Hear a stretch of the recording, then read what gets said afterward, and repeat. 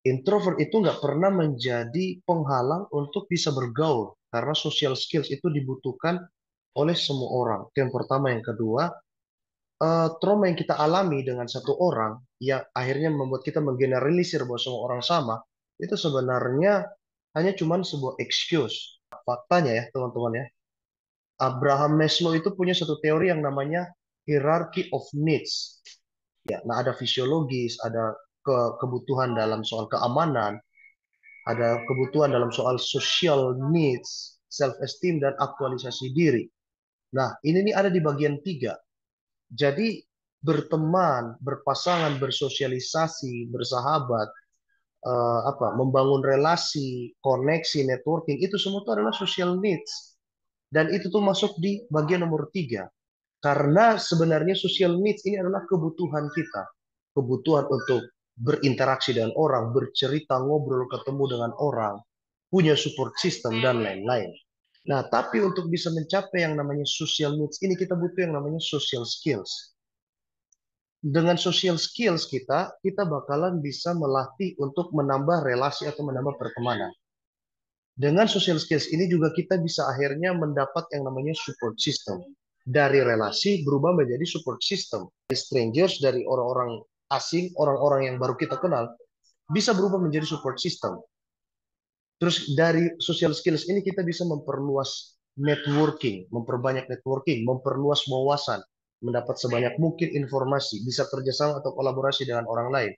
Bahkan ini juga bisa menjadi peluang untuk karir kita, gitu. Makanya lihat aja orang yang punya relasi dan orang yang punya networking itu biasanya progres atau peluang kesuksesannya lebih gede, lebih tinggi gitu.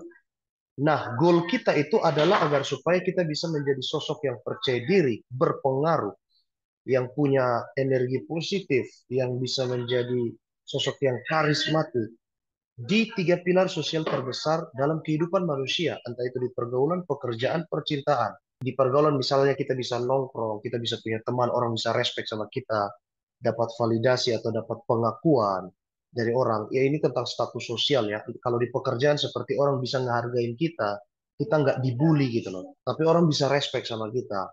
Di percintaan bagaimana kita bisa dapat pasangan dan kita bisa menjalin hubungan yang baik dengan pasangan kita, nggak toksik. Goalnya kita adalah untuk bisa berhasil di tiga pilar ini. Itulah kenapa saya menyediakan yang namanya social skills mastery. Nah, lewat webinar social skills mastery ini, saya akan bantu teman-teman untuk bisa mengimprove social skills kita dan kita bisa menambah pertemanan baru. Ini ada yang namanya circle of relationship. Goal kita ada di sini ya teman-teman ya. Bagaimana kita bisa mendapatkan golden circle relationship. Bagaimana caranya kita bisa mengubah friends or strangers, kenalan-kenalan baru, menjadi support system kita.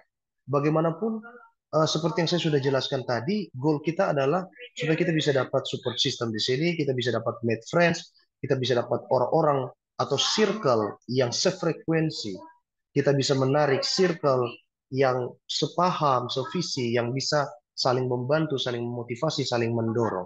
Kita mungkin sebelumnya kecewa di bagian sini, di bagian friends, dan juga dikenalan karena mungkin mereka toxic dan segala macam. Nah, karena itulah di sini saya akan bantu teman-teman untuk bisa convert strangers or casual friends or friends to close friends or to made friends. Jangan lupa untuk join di Social Skills Mastery tanggal 19 dan 20 Agustus. Saya akan bikin selama 2 hari webinar.